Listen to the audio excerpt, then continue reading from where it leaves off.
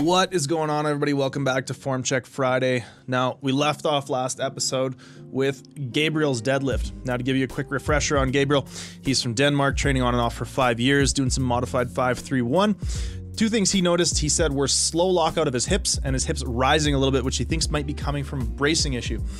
Now, if you're interested in submitting for Form Check Friday, go ahead and click the link on screen right now for an explanation of how you can get your video checked out by me. So let's take a look at this deadlift here. Now, I do think we're seeing a little bit of hip rise. Holy cow, that's a big pin. A little bit of hip rising as we start, which means to me, generally we're not pulling enough tension into the bar before we start the lift. This last one actually looks better, but we are noticing, I think he mentioned that his knees tends to kind of push his knees in under the bar. So I would prioritize staying in the quads, thinking about the quads and locking the quads even a little bit earlier, because what's happening here is you can see he transitions to pushing his knees in under the bar to get his torso more upright. Stay back in your feet, stay even in your feet, and don't worry about trying to get more upright. Stay over the bar and finish your lockouts over the bar. Don't worry about trying to push your knees in, because that will at some point probably turn into a hitch or a ramping call. We want to watch out for that. All right, now this next one comes from John. John is competing for the first time ever very soon and just basically looking for any tips. So the first thing I noticed when looking at these squats has got to be the bar position.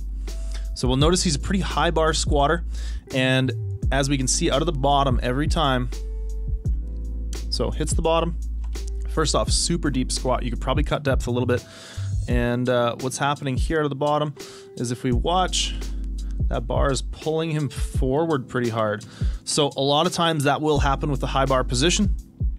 One of the ways we can get around that is by playing with low bar. So think about moving the bar a little bit down your back. That's gonna help probably bring your squat to a bit more of a, not borderline, but not quite so excessive depth, which I think is gonna be helpful in terms of positioning as well.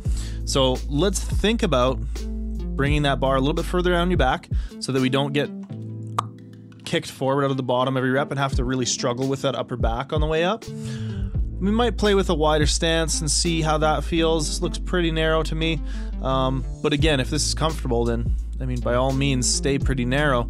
I do think, you know, given that you said I think you're competing for the first time ever, it's a good thing to be playing around with this stuff. Play around with a wider stance, see how it feels. Play around with different bar positions, see how they feel, and go from there. So hopefully that helps you, man. On to the next one here. So we have Tony, and Tony's doing some bench press.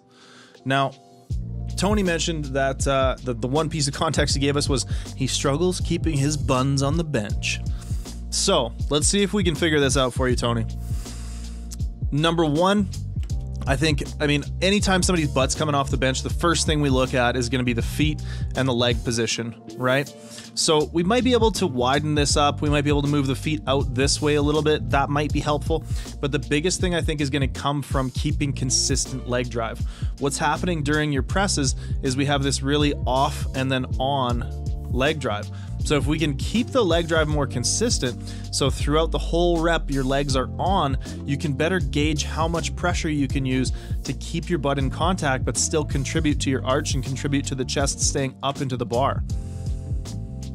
So number one, let's get good consistent leg drive so we're not completely limp on the way down and then really jolting to get the bar started.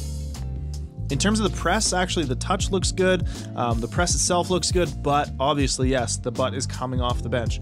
So play around with your foot position, use way more consistent leg drive, and I bet you'll be able to solve that.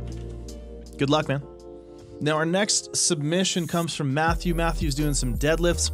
He says he's been lifting for about 3 years. He'd like to compete, and when he goes heavy, his back rounds. So let's take a quick look here. Now, I don't think that we are really pulling any tension into the bar before we start the lift. Number one, we're starting way out over the bar. So I'd like to see you really pack those shoulder blades in more. I'd like to see you sit your butt down, because if we can get your back a little more upright, chances of us getting pulled forward and really getting rounded out, the amount of shear force going through the back basically is going to be minimized the more sort of upright we can get. Now, that's not because flexion is a mechanic for injury necessarily, but if we want to be more efficient and try to use a straight back while deadlifting, these are the ways we're going to do it. So right now, you're starting way out over the bar, the shoulders are loose, and you're starting kind of just like jerking into the bar.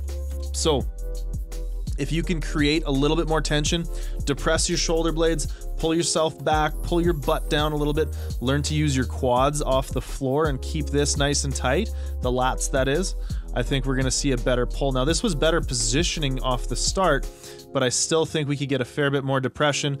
We could create more tension before the lift starts, and I think that's gonna help quite a bit. The other thing we're doing here, as you can see, we have a big shrug at the top, which tells me that the shoulders are definitely not pulled in, definitely not set into the trunk the way we want when we're deadlifting. We want to try to make the arms long. We want to try to make those shoulder blades depressed so that we can make this torso effectively as short as we possibly can. So I think that by going through those things, that should help you at least minimize the back rounding. Now, you may never be a completely flat back deadlifter. That is okay. But if we can get away from sort of the faults that we're making here, I think you can make some serious strides with your pull. Our next submission here is a bench video from Chris. Now, Chris is an American living in Thailand. He says he's been lifting for about 4 years and is currently running the Calgary Barbell 8-week program. This is 235 pounds for a set of 3.